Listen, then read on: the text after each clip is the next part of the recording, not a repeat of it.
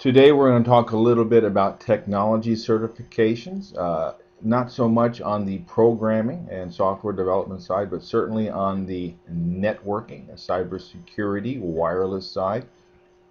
Now, a knowledge of technology certifications is pretty much a given. It's not necessarily fair, but if you don't know a little bit about this topic, and in some cases more than just a little bit, then you're going to have a hard time being taken as a professional.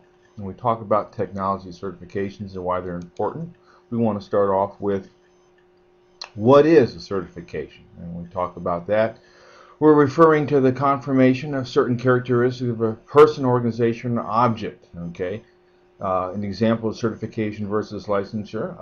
In the nursing field, you can get your degree in nursing, but you're not certified as a nurse until you pass a nursing exam. Same with a doctor. You can graduate from law school, but you are not going to be a lawyer until you pass the bar. And if you're going to be a doctor, you go through medical school. You have to be board certified in particular specialties if you wish to. And these are some examples of professional certifications. Certifications are important because they can lead, not necessarily always, but pretty much generally, increased earning power. They are often required by an employer, and we'll talk about that a little bit more, especially on the technology side, especially in reference to DoD 8570.1.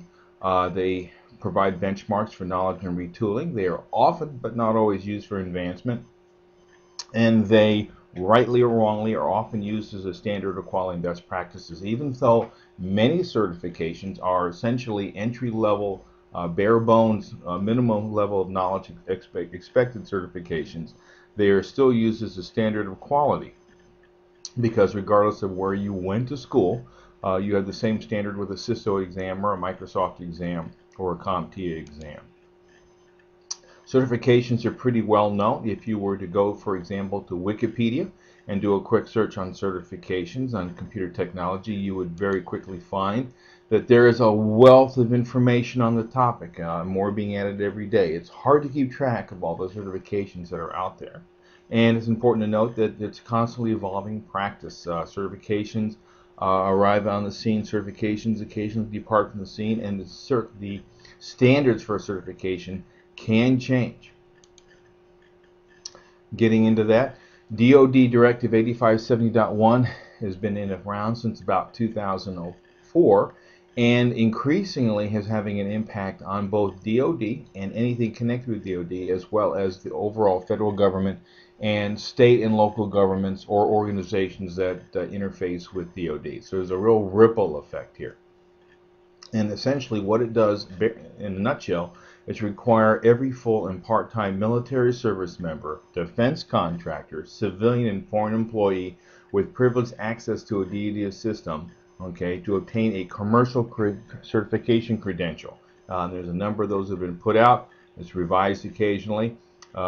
Organizations such as Cisco and Microsoft, CompTIA in particular, and SANS all subscribe to it. And it doesn't really matter if you agree with what they're doing or not. It's being done. You might as well learn to live with it.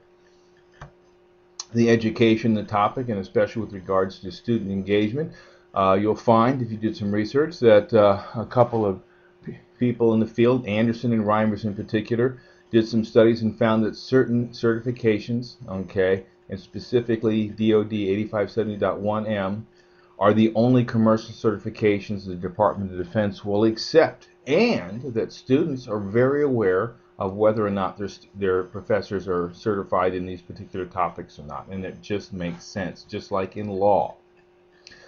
If you don't think that students in a class in law or students in a nursing program or in medical school are not keenly aware of which of their professors have passed certain certifications in their area and which have not, then you are kidding yourselves. Employers are very desirable of the technical skills because of the 5 workplace competencies that have been established by the federal government's feedback from business. It's important. Businesses have repeatedly told both state and federal governments that it's important when they hire somebody that they be familiar with utilizing resources, working with others, using information technology, understanding how systems work. You don't have to be an expert, you don't have to build them, but you have to know why they're working, and when things don't work, you have to have some idea of why. And they need to be comfortable with working with technology. And of course, the classic example of that might be when ex-Governor Rod Blagojevich was on a season of You're Fired with Donald Trump. He lasted all of 1 week. The members of his team basically showed him the door pretty much unanimously because he couldn't do anything. He couldn't work with technology. He was used to having other people do everything for him, and that just didn't fly at all. Depending on the area of expertise, and this is an ongoing conversation, you will find that students that take the trouble to learn something in what we call the STEM fields tend to have a much greater initial and continuing market demand and salaries than the average person, with all due respect, who's majoring in English or psychology or medieval fine arts. It's just a fact of life. It's not that any subject is not well worth studying, but certain subjects have a more obvious job demand and the ability to get things done that companies are interested in employing.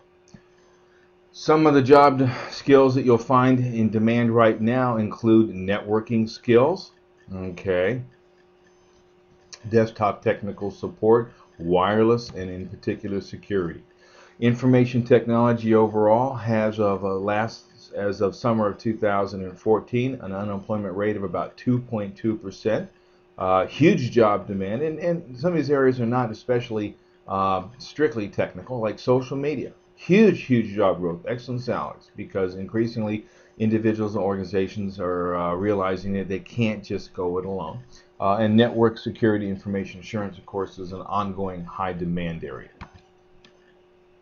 Job surveys find that the average max salary in network security, for example, not for a manager, this is for just a network security engineer or worker, around $96,000 for the top 25%, and the average median salary for all network security is around $76,000. This is not bad, okay, for an average salary. And a lot of you know a lot more about this than you think you do.